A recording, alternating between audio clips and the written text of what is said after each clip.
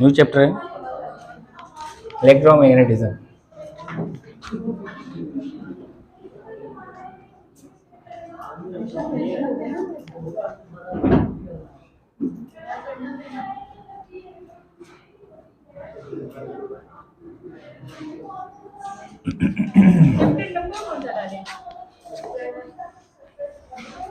नहीं तीसरा, हाँ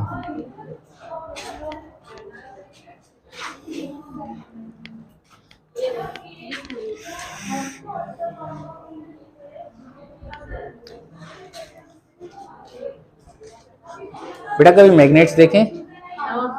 नहीं देखे? खेले हो कभी मैग्नेट्स? उसमें ऐसे होता है कि कभी कभी वो चिपकते हैं, कभी कभी वो एक दूसरे को रिपेल करते हैं, है ना?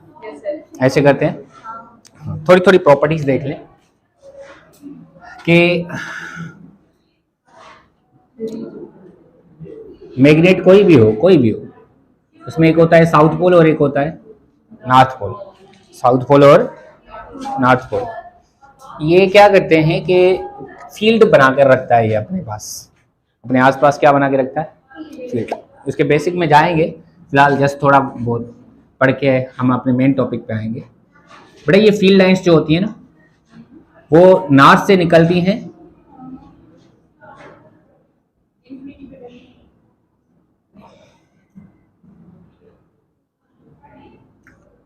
जो आउटसाइड होता है, आउटसाइड मैग्नेट के आउटसाइड, ये नॉर्थ से साउथ की तरफ जाती हैं और इनसाइड साउथ से नॉर्थ की तरफ जाती हैं। मैग्नेट में क्या होता है बेटा? नॉर्थ से निकलती है, आउटसाइड क्या करती हैं ये बेटा? मैग्नेटिक फील्ड लाइंस क्या करती हैं? नॉर्थ से निकलती हैं, नॉर्थ से साउथ की तरफ जाती हैं, आउटसाइड, आउटसाइड नॉर्थ से साउथ की तरफ जाती है और इनसाइड साउथ से नॉर्थ की तरफ जाती है ना? ये क्लोज लूप बनाती हैं, ये इन्फिनिटी तक नहीं जाती। ऐसे गुर्दे बन गए, ठीक है ना? ऐसे इनसाइड देखो तो साउथ से नॉर्थ की तरफ जा रहा है, साउथ से नॉर्थ की तरफ जा रहा है, और आउटसाइड नॉर्थ से साउथ की तरफ बनता है, और ये क्लोज लूप में ऐसे बनती है, इस तरह से बनती है क्लोज लूप में। हाँ ठीक है ना? ये फील्ड लाइन्स हैं, आगे पढ़ेंगे इसको बहुत अच्छे तरीके से, पर देखिए थोड़ा थोड़ा बेसिक आपको आना चाहिए, ठीक है? दूसरी बात कि अगर आपके पास ये मैग्नेट हो, ये साउथ है, ये नॉर्थ है, ठीक है, मैं इसे ब्रेक कर दूं तो इधर आ जाएगा साउथ और इधर क्या आ जाएगा? नॉर्थ, है ना बेटा? गलत है। फिर से मैं इधर से काट दूंगा ना, फिर से साउथ नॉर्थ, फिर से साउथ, फिर से तोड़ दो, फिर से क्या हो जाएगा? करते जाओ। हाँ ये होते जाएंगे, ये क्या होते जाएंगे? सही ना? भले आप इसको कहीं से भी ब्रेक करो, फिर से इस साइड वाला साउथ बन जाएगा और उस साइड वाला नॉर्थ बन जाएगा। ऐसे नहीं कहना कि वो जो होता है इधर से ब्रेक कर देंगे तो साउथ अलग हो जाएगा, नॉर्थ अलग हो जाएगा, नहीं। तोड़ते जाओ, साउथ बनता जाएगा, और है ना ऐसे, ठीक है ना? समझ आ रहा है कि नहीं? हाँ अगर इधर से भी मैं तोड़ता तो भी ऐसे होता, ये गलत है। कहीं से भी इधर से मैं तोड़ता ना, फिर भी इधर नॉर्थ बन जाता, इधर साउथ बन जाता, ठीक है ना? ऐसे हाँ आगे पढ़ेंगे तो इसको पता चलेगा। हाँ आगे चलकर ये सारी चीजें होंगी, पता चलेगा। क्यों वाली बातें बाद में आएंगी, फिलहाल थोड़ा बहुत पढ़ हटा दूं इसको। अब सुनिएगा, एक करंट कैरिंग वायर थी बेटा, करंट कैरिंग वायर, ठीक है ना? क्या? करंट कैरिंग वायर, जो कि अपने साथ करंट लेके जाती है। क्या लेके जाती है? करंट लेके जाती है। मैं अगर आपसे पूछूं कि ये करंट कैरिंग वायर अपने आसपास इलेक्ट्रिक फील्ड बनाती है कि नहीं बनाती? अपने आसपास इलेक्ट्रिक फील्ड बनाती है। Current carrying wire doesn't create any electric field, है ना? क्योंकि ये इलेक्ट्रिकली न्यूट्रल होते हैं। करंट कैरिंग वायर क्या होती है बेटा?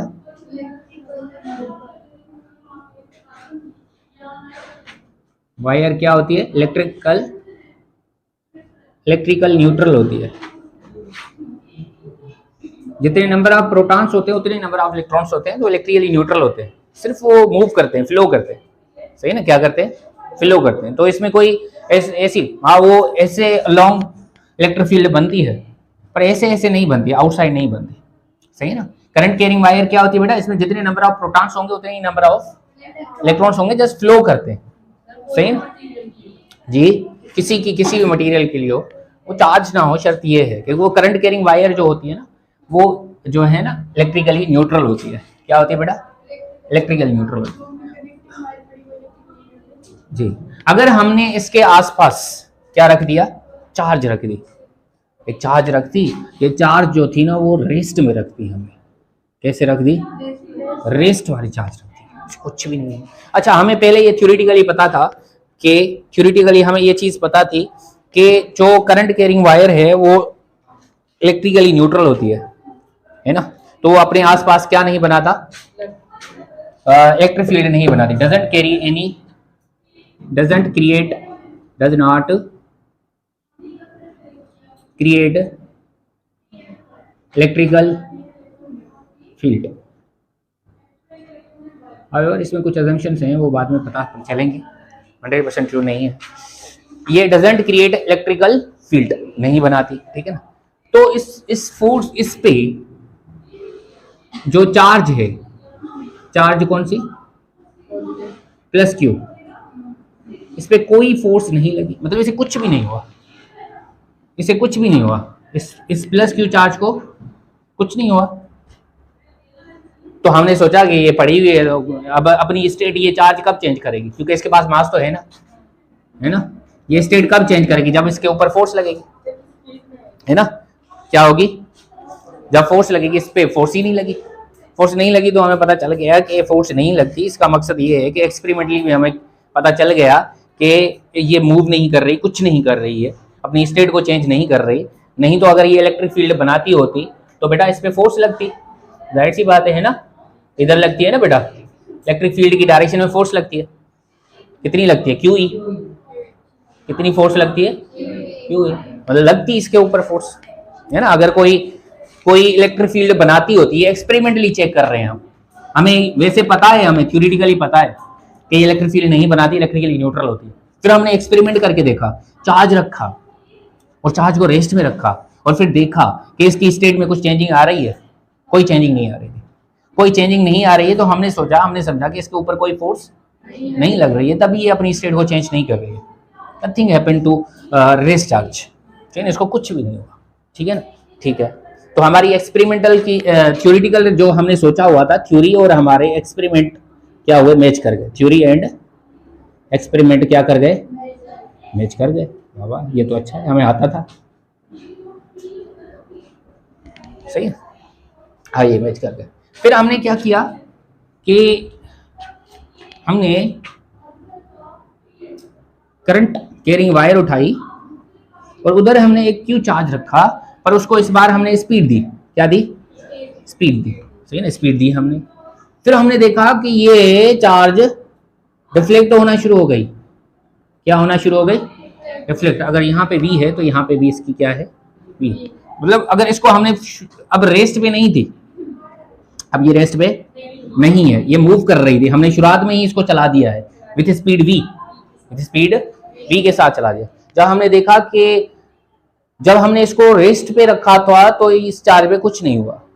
फिर जब हमने इसको थोड़ा सा चला दिया, इनिशियली में थोड़ा सा इसको स्पीड मोशन दे दिया, तो फिर देखा कि ये डेविएट हो रही है, अपने रास्ते से डेविएट हो रही है। अपने रास्ते से डेविएट होना मकसद क्या है? मतलब अपनी डायरेक्शन चेंज कर, मतलब रफ्तार, मतलब एक्सेलरेशन आई होगी, और एक्सेलरेशन आती है फोर्स से, है ना? इस पे एक्सेलरेशन लगी होगी ना बेटा, नहीं तो ऐसे चलती रहती, ऐसे नहीं चली।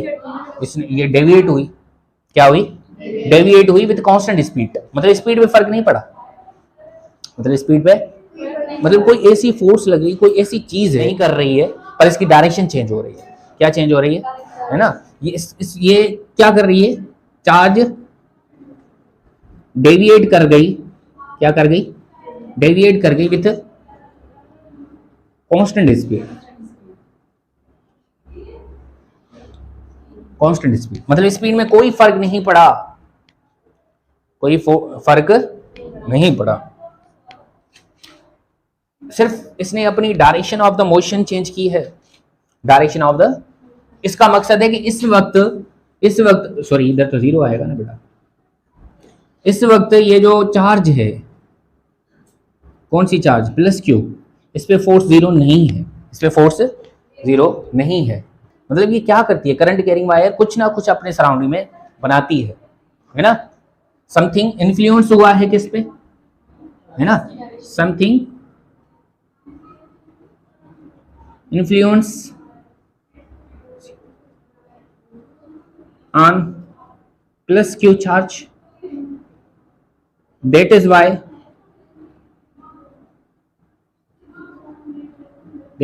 it deviates, है ना बेटा, इसलिए ये क्या हुई है, डेविएट हुई है ना।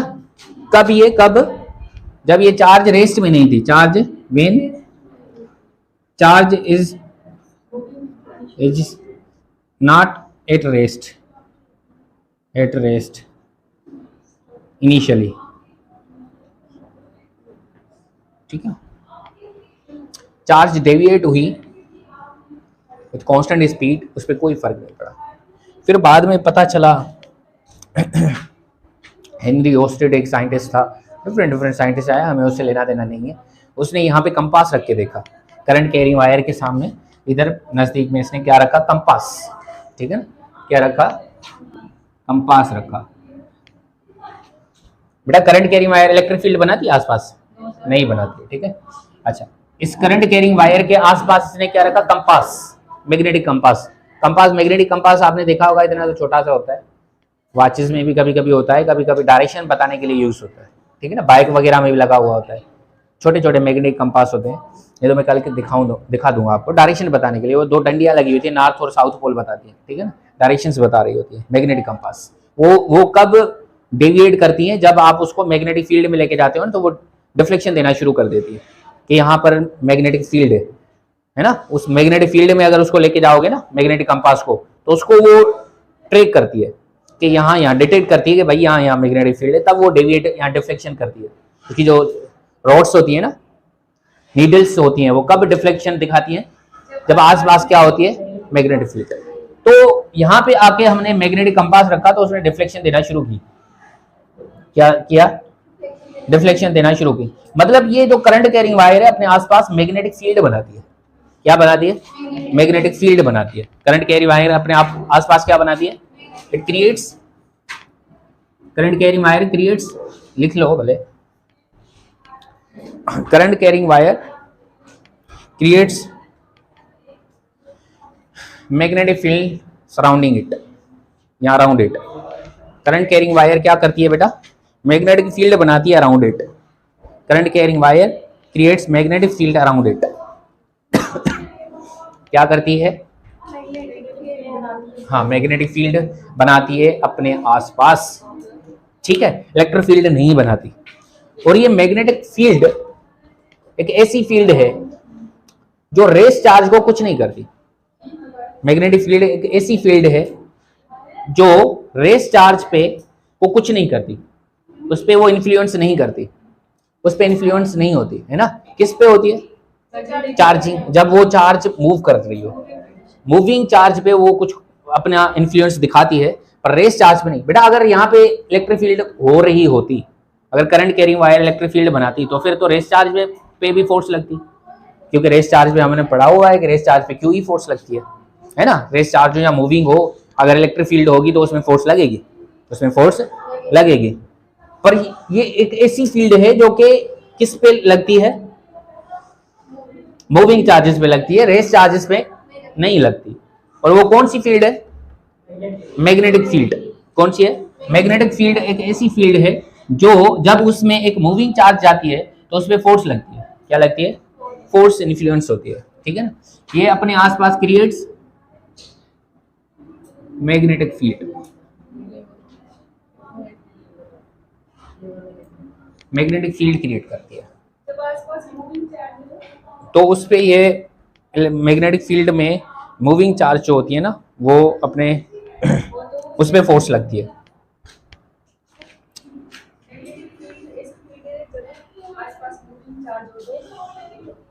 उस पर फोर्स एक्ट करती है, मैग्नेटिक फील्ड में फोर्स एक्ट करती है मूविंग चार्ज के ऊपर। ठीक है,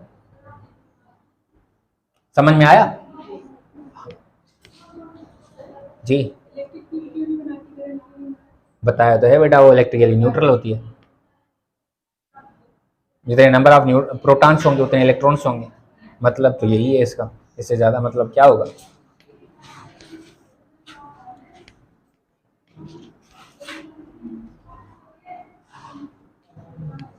क्लियर है बेटा? ओके। अब बेटा आप को क्रॉस प्रोडक्ट पढ़ाई हुई है मैंने पहले भी है, और आप इससे अवेयर भी हैं। इस चैप्टर में हाथों का बहुत बड़ा यूजेज होता है। ए क्रॉस बी किया था, याद होगा आपको, इक्वल टू सी वेक्टर मिलता था। आपको पता होगा कि इनकी डायरेक्शन कैसे कैसे निकालते हैं, राइट हैंड रूल से निकालते थे, याद होगा, है ना? है कि नहीं बेटा? अगर ये ए है, अच्छा ये हमेशा याद रख लेना, जो क्रॉस होगा ना वो यूज करेंगे इनवर्ड के लिए होल चैप्टर, और जो डॉट होगा वो किसके लिए यूज करेंगे? आउटवर्ड के लिए।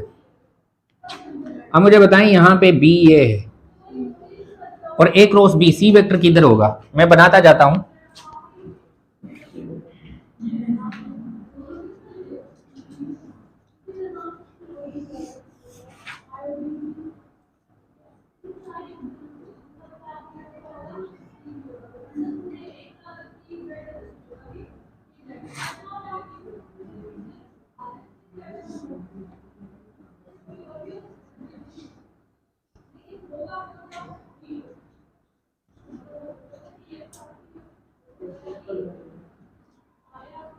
जी अब बताएं, इधर कहाँ बनेगी बेटा?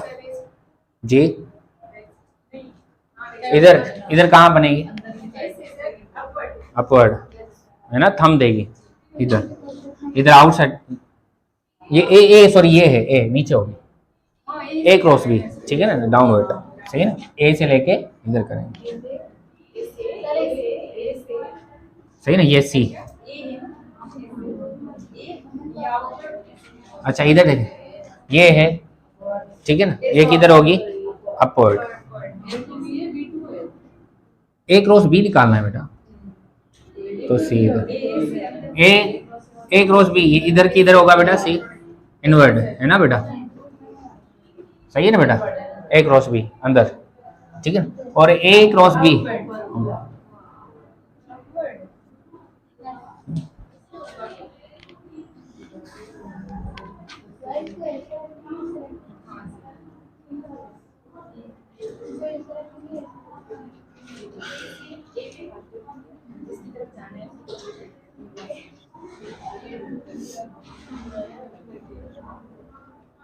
ये ए है, ये बी है, और ये 120 एंगल है। बताओ क्या एंगल बनेगी? अच्छा ए का मैग्नीट्यूड मान लिया कि हमने 3 है, और बी का मैग्नीट्यूड जो है ना वो 4 है। अब बताओ, अब ए बी साइन थीटा याद होगा, है ना? ए क्रॉस बी किसके बराबर होता है? A B sine theta. अब बताओ इसका मैग्नीट्यूड भी बताओ, डायरेक्शन भी बताओ। 120 60 होगी, 60 ये होगी, ये एंगल होगी बेटा। दो वेक्टर्स के दरमियान एंगल कैसे निकाली जाती है? हेड टू हेड जुड़े हों या तो टेल टू टेल जुड़े हों, तो ये एंगल हो गया, सही है ना? और इसकी डायरेक्शन अंदर होगी, किधर होगी? अंदर होगी, ठीक है ना? और 3 इंटू 4 साइन 60,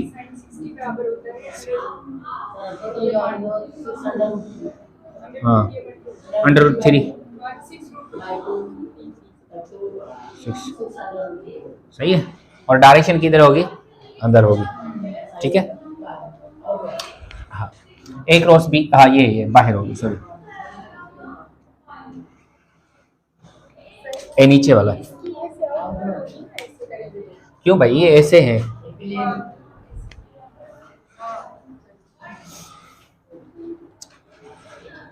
क्लियर है? ये पता है ना? जस्ट रिपीट किया था इसको। अभी क्या पढ़ा बेटा? करंट कैरिंग वायर क्या नहीं बनाती? इलेक्ट्रिक फील्ड नहीं बनाती, ठीक है, अपने अराउंड में, इसलिए रेस चार्ज पे कोई फोर्स नहीं लगती। करंट कैरिंग वायर क्यों नहीं बनाती? बिकॉज वो इलेक्ट्रिकली न्यूट्रल होती है, उसके अंदर जितने नंबर ऑफ प्रोटॉन होते हैं उतने ही नंबर ऑफ इलेक्ट्रॉन्स होते हैं। करंट कैरिंग वायर अपने अराउंड में क्या बनाती है?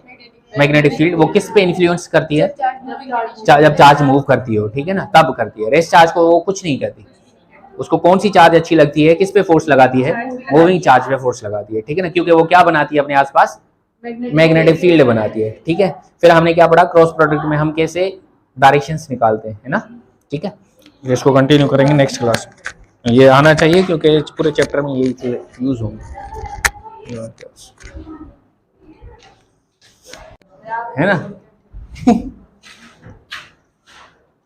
हाँ, तो क्या पढ़ा था हमने बेटा? वो करंट कैरिंग वायर क्या बनाती है? इलेक्ट्रिक फील्ड नहीं बनाती है, क्या बनाती है? मैग्नेटिक फील्ड बनाती है। हाँ हाँ। असर किस पे दिखाती है वो मैग्नेटिक फील्ड? मूविंग चार्ज के ऊपर। किस पे? मूविंग चार्ज पे निकालती है, वो पढ़ा था, सही ना। अच्छा, अब सुनिएगा कि अब जो हम पढ़ेंगे इससे हमने दो चीजें देखी कि एक तो करंट कैरिंग वायर क्या बनाती है बेटा? मैग्नेटिक फील्ड बनाती है। और दूसरा हमने ये पढ़ा कि अगर करंट कैरिंग वायर के आसपास अगर चार्ज को चलाते हैं तो उस पे ऊपर फोर्स भी लगती है। तो इस चैप्टर के दो पहलू हैं। एक एक करंट कैरिंग वायर कितनी मैग्नेटिक फील्ड बनाती है, और वो जी हाँ, एक तो फील्ड कितनी बनाती है, उस फील्ड की स्ट्रेंथ निकालेंगे, और दूसरा हम निकालेंगे कि फोर्स कितनी लगती है चार्ज के ऊपर। मतलब दो पहलू हैं इस चैप्टर के। कौन से? मैग्नेटिक फील्ड की स्ट्रेंथ निकालेंगे, करंट कैरिंग वायर जो मैग्नेटिक फील्ड बनाती है तो उसकी स्ट्रेंथ कितनी होगी। दूसरा क्या पढ़ेंगे कि मूविंग चार्ज के ऊपर वो कितनी फोर्स लगाती है। दो पहलू है, ठीक है। करंट कैरिंग वायर जो मैग्नेटिक फील्ड बनाती है उसकी कितनी स्ट्रेंथ होती है, उसके ऊपर दो चीजें पढ़ेंगे, एक बायोट सिवर्ट्स लॉ और दूसरा पढ़ेंगे हम ये एम्पियर सर्किटल लॉ। सही है। हम हाँ, magnetic field strength due to a current carrying wire दो लॉ से निकालेंगे। कौन से? बायोट सिवर्ट्स लॉ और ampere circuital law.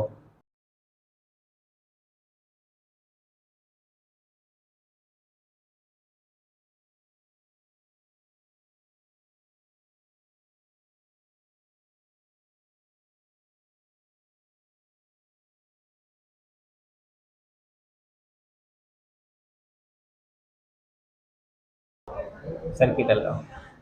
Magnetic field की स्ट्रेंथ करंट कैरिंग वायर से कितनी बनती है? मैग्नेटिक फील्ड की strength due to current carrying wire कितनी बनती है, वो दो लॉ से निकालेंगे। एक किससे? एक किससे? बायोट सिवर्ट्स लॉ से, और दूसरा किससे? एम्पियर सर्किटल लॉ से। तो सबसे पहले बायोट सिवर्ट्स लॉ को पढ़ेंगे। अब लिखे magnetic field due to current carrying wire, heading दे दे, magnetic field due to current carrying wire, heading दे, magnetic field due to current carrying wire. सुनिएगा बेटा,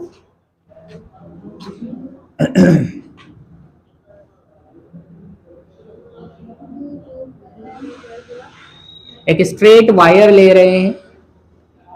क्या ले रहे हैं बेटा? एक स्ट्रेट वायर ले रहे हैं जो कि करंट को लेके जा रही है। किसको लेके जा रही है? करंट को लेके जा रही है। बिल्कुल स्ट्रेट बना रहे हैं। इससे एक हम लाइन खींच रहे हैं, मिड में नहीं है, लाजमी नहीं है कि मिड में हो। ऊपर से बायोट सिवर्ट्स लॉ भी लगाएंगे आप, ठीक है।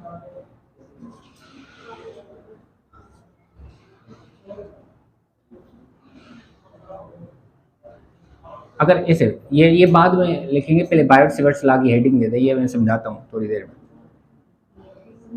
इधर बायोट सिवर्ट्स लॉ समझ, Biot Savart's Savart's law, Biot Savart's law, ठीक है। ये क्या कहता है कि अगर कोई करंट कैरिंग वायर है और ये आई लेके जा रही है, ठीक है, बोल रहा है कि भाई हम पूरी तार की वजह से तो नहीं बता सकते, पूरी तार की वजह से कितनी मैग्नेटिक फील्ड इस पॉइंट पे बन रही है हम ये तो नहीं बता सकते। हाँ, एक छोटे से एलिमेंट की वजह से, एक छोटे से एलिमेंट की वजह से, एक छोटे से एलिमेंटल करंट की वजह से कितनी मैग्नेटिक फील्ड इधर बन रही होगी ये निकाल सकते हैं। पी पॉइंट पे कितनी बन रही होगी ये जरूर बता सकते हैं। पूरी वायर की वजह से नहीं बता सकते, पर छोटे से टुकड़े की वजह से कितनी यहां पर बन रही होगी ये बता सकते हैं। तो पूरी लेंथ की वजह से नहीं, पर डीएल लेंथ, इसकी डीएल की डायरेक्शन हमेशा करंट की डायरेक्शन में होगी। डीएल की डायरेक्शन करंट की, डीएल और डीएल की डायरेक्शन किधर होगी बेटा? करंट की डायरेक्शन, करंट की डायरेक्शन। वाह वाह वाह जी, डीएल की डायरेक्शन करंट की डायरेक्शन में होगी, सही। इसकी वजह से पी पॉइंट पे कितनी मैग्नेटिक फील्ड बनेगी ये जरूर बता सकते हैं। ये कौन कहता है? बायोट। ये है आर, और आर का हेड हमेशा उधर होगा जिस पॉइंट पे आप डायरेक्ट मैग्नेटिक फील्ड निकालना चाहते हो। आर का हेड किधर होगा? जहां पर आप क्या निकालना चाहते हो? Magnetic field. ये एंगल थीटा बन रही है, ये एंगल कितनी बन रही है? थीटा बन रही है। इस मैग्नेटिक फील्ड कितनी यहां पे बनेगी इस डीएल लेंथ की वजह से, ये निकाला जाता है d B mu naught by 4 pi, ठीक है, mu naught upon 4 pi I DL cross r, ऐसे लिख लो, upon bracket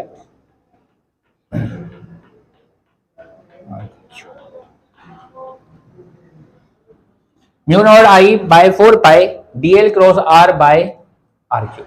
mu naught I DL cross are upon 4 pi are cube, इतनी निकल। ये लॉ है, ये क्या है? लॉ है बेटा। समझ में आ रहा है कि ये क्या है? लॉ है, ठीक है, समझ में आया। और इसकी कोई डेरिवेशन वगैरह तो है ही नहीं, सही है जी। ये मैग्नेटिक फील्ड निकाल सकते हैं कहां पे? पी पॉइंट पे। किस जगह पे? पी पॉइंट पे। इस डीएल इस लेंथ की वजह से इस पी पॉइंट पे कितनी मैग्नेटिक फील्ड बनेगी कैसे बता सकते हैं हम? Mu naught I DL cross are upon 4 pi are cube, सही है। ये देखा, ये ऐसे देखा गया बेटा। डीएल क्रॉस आर क्या होगा बताओ? DL cross are, DL R sine theta हो जाएगा, है ना बेटा? डीएल और साइन थीटा हो जाएगा, है ना। देखा गया कि ये जो डीबी है, एक्सपेरिमेंटली बता रहा हूं, ये करंट पे प्रोपोर्शनल है। ये जो मैग्नेटिक फील्ड इधर बनेगी ना, है ना, ये किसके प्रोपोर्शनल है? जितना ज्यादा करंट होगा उतनी ज्यादा मैग्नेटिक फील्ड होगी, है ना। और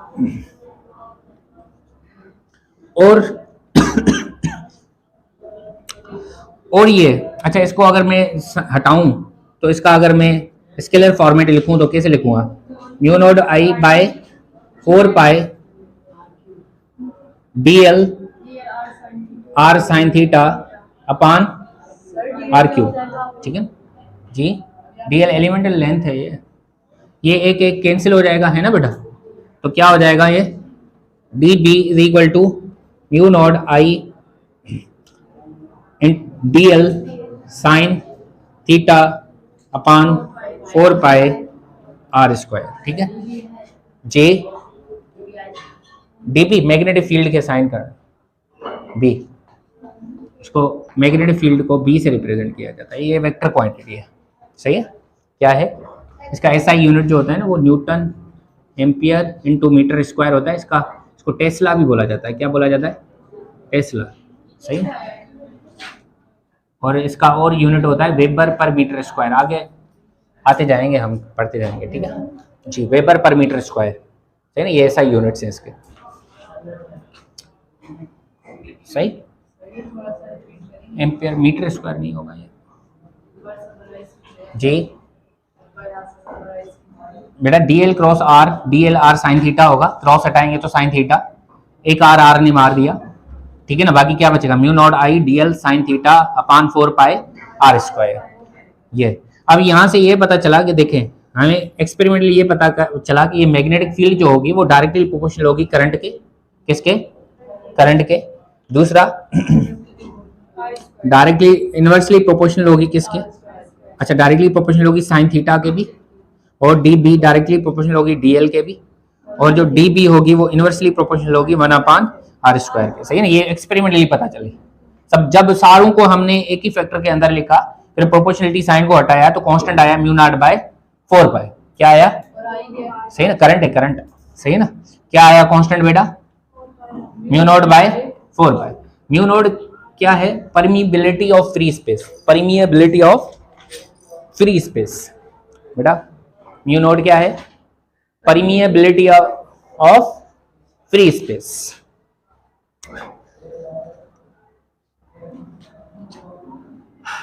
इसकी वैल्यू होती है 4 pi into 10 power minus 7 into 10 power minus 7। सही है, यूनिट बना लेना इसे इधर से। इसका यूनिट होता है टेस्ला, सही है ना। ये मीटर स्क्वायर, ये करंट, और डीएल का यूनिट मीटर, तो ये हो जाएगा टेस्ला, इधर से tesla into into metre upon ampere. Dl का भी तो होगा ना जी, हाँ weber, weber weber per metre square.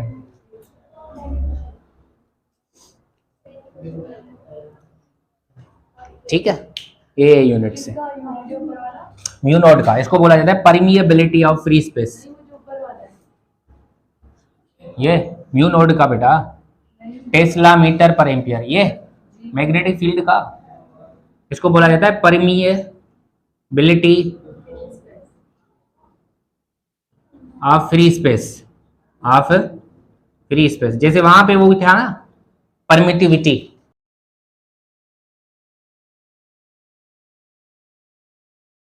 इसकी वैल्यू क्या होती है 4 pi into 10 power minus 7 tesla metre per ampere.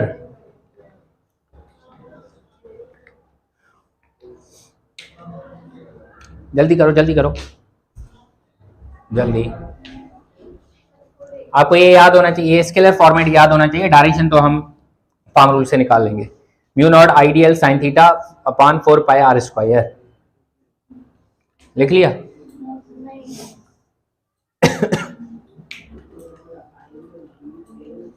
है ना। अब इधर हेडिंग दी हुई थी ना बेटा आपने, ये तो एम्पियर्स लॉ, बायोट-सावर्ट्स लॉ हो गया। अब यहाँ पे ये पढ़ रहे हैं, ये हेडिंग दी हुई थी ना, magnetic field due to a straight current carrying wire, magnetic field due to a straight current carrying wire. इसके नीचे ये बनाएंगे। अब मिटा दूं इसको, बायोट-सावर्ट्स लॉ याद होना चाहिए। क्या है बेटा, mu naught I DL cross are upon 4 pi are cube. ठीक है, मिटा दूं इसको, जल्दी में कर लेते हैं इसको।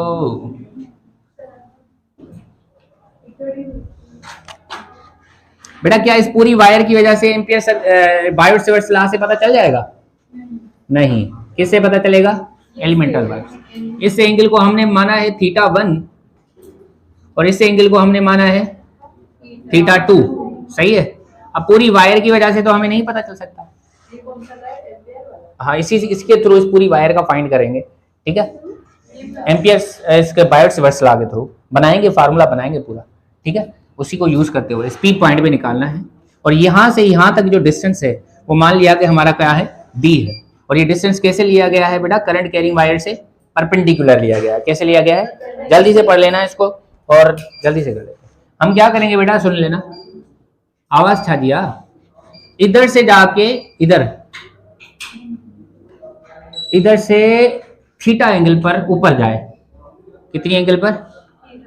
थीटा एंगल पर ऊपर गए। सही है, कितनी एंगल पर बेटा? थीटा। इसको मैं थोड़ा और ऊपर कर लेता हूं ताकि मुझे आसानी लग जाए।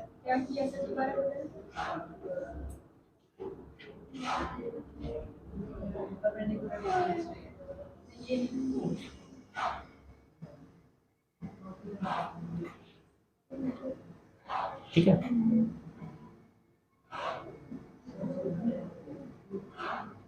अच्छा, मैं कितनी एंगल गया हूँ इधर से, परपेंडिकुलर से मैं कितनी एंगल गया हूँ, थीटा। थीटा पे जाकर मैंने डी थीटा ले लिया। कितना ले लिया, ये छोटा सा लिया है पर इधर से बड़ा लग रहा है, थीटा से ज्यादा लग रहा है ना। तो हम इसको छोटा करेंगे, ये डी थीटा, ये थीटा पे जाके बेटा क्या लिया है हमने, डी थीटा।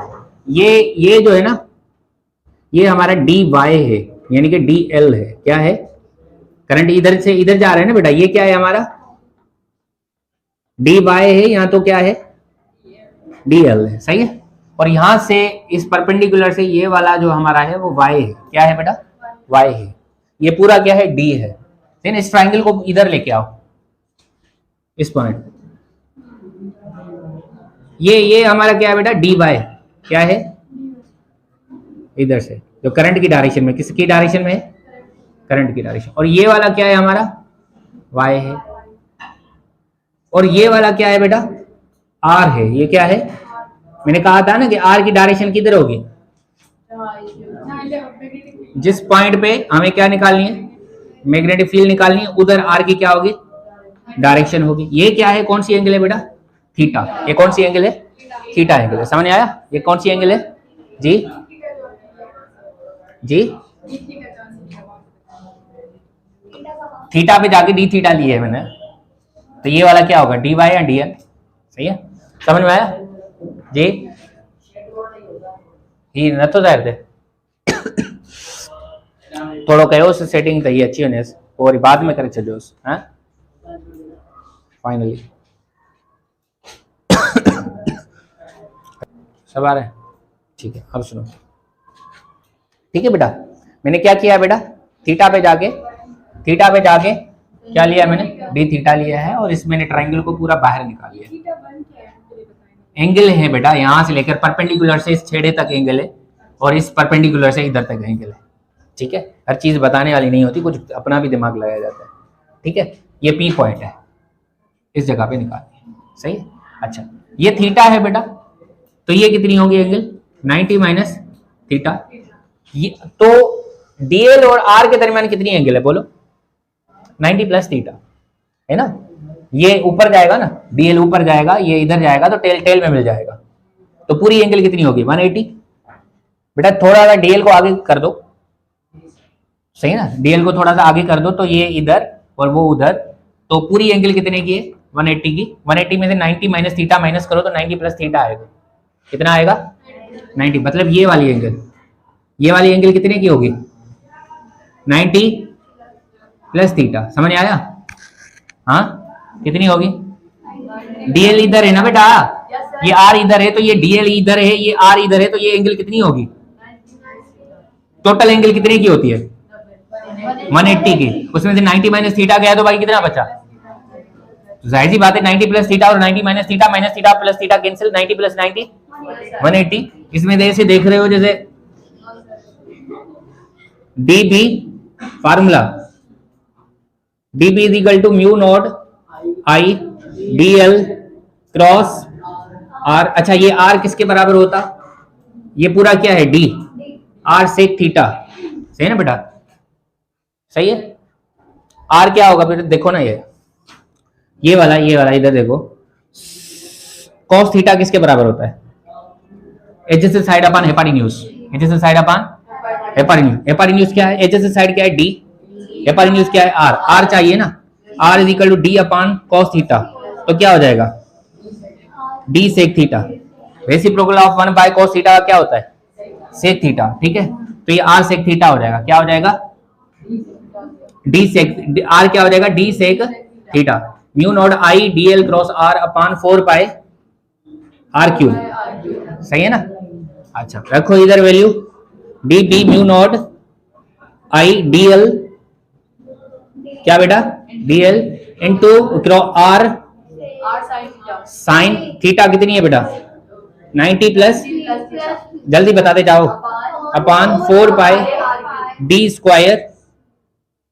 अच्छा एक रख दो भले, एक ने एक को मार दिया, तो d B mu naught I D L sine 90 plus theta cos theta, सही है ना, अपॉन 4 पाई आर स्क्वायर, ठीक है, 4 पाई आर स्क्वायर, ठीक है। अब यहाँ पर देखो कि ये तो बहुत छोटी सी है ना, आर की जगह पर भी वैल्यू रख दो, d B mu naught I D l cos theta upon 4 pi d square sec square, समझ आया बेटा, d square sec square theta.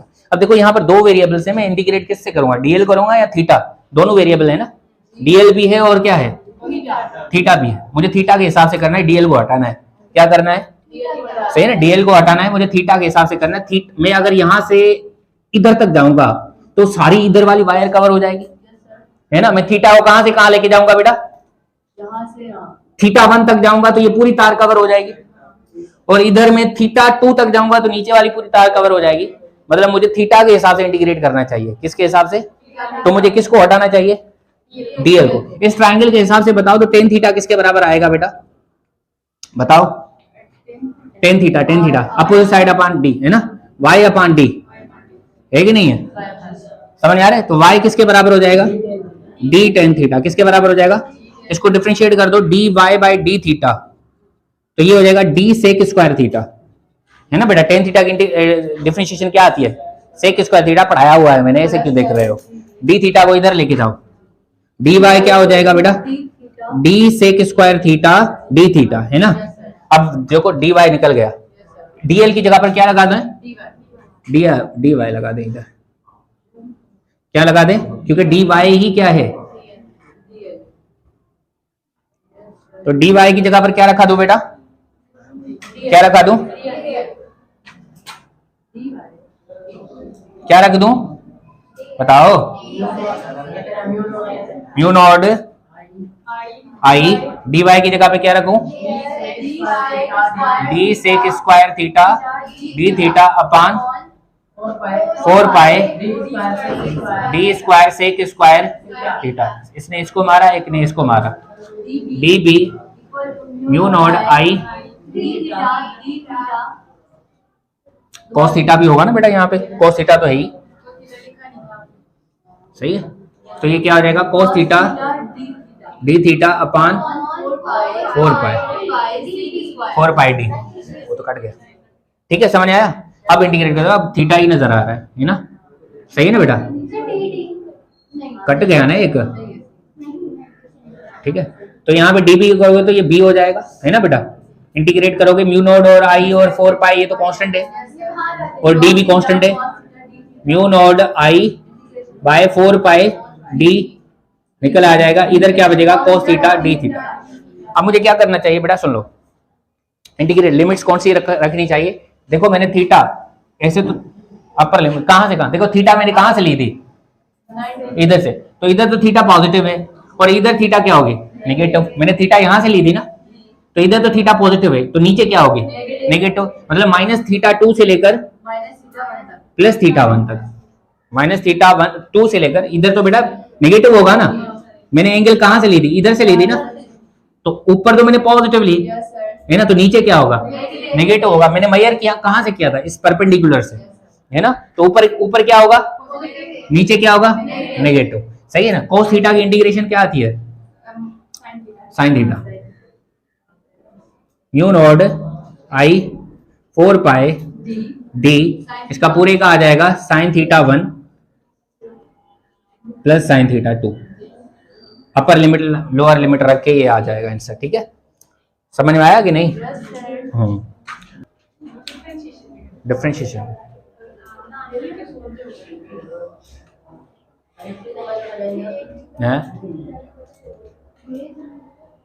जाएगा, वायर से परपेंडिकुलर लिया जाएगा, d is the distance from the wire perpendicularly, and sin theta 1 and theta 2 क्या है, ये परपेंडिकुलर से एंगल्स ली जाएंगे, थीटा 1 क्या होगी परपेंडिकुलर से ऊपर के एंड तक एंगल है, और sin थीटा 2 क्या है लोअर तक एंगल है, ठीक है ना, अपोजिट डायरेक्शंस में एंगल्स कैसे ली जाएंगी, थीटा 1 एंड थीटा 2 कैसे कहां से ली जाएंगी, फ्रॉम परपेंडिकुलर से ली जाएंगी, है ना, फ्रॉम परपेंडिकुलर, है ना, और theta 1 and theta 2 taken in, हाँ अपोजिट डायरेक्शन, अपोजिट डायरेक्शन में ली जाएंगी, सही है ना। और डी क्या होगा बेटा, डी क्या होगा, परपेंडिकुलर डिस्टेंस होगा फ्रॉम करंट के वायर, फ्रॉम वायर, है ना, फ्रॉम वायर, है ना बेटा, सही है। ये चीजें कुछ नोट करने वाली है, बिठा दो इसको।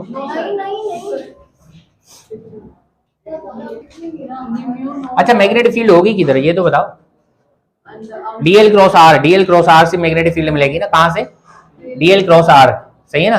तो डीएल क्रॉस आर से, डीएल से अंदर,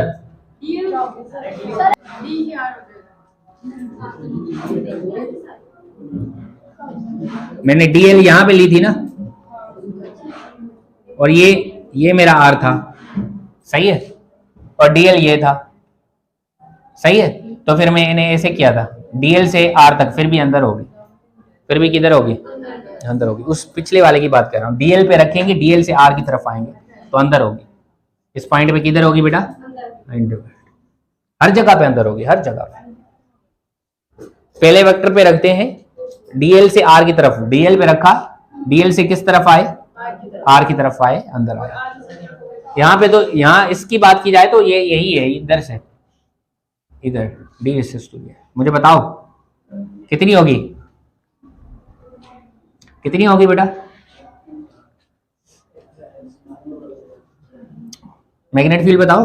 B is equal to mu naught I, हाँ साइन 60, मतलब √3/2 प्लस √3/2 अपॉन 4π d। समझ आया, ओके, कितनी होगी।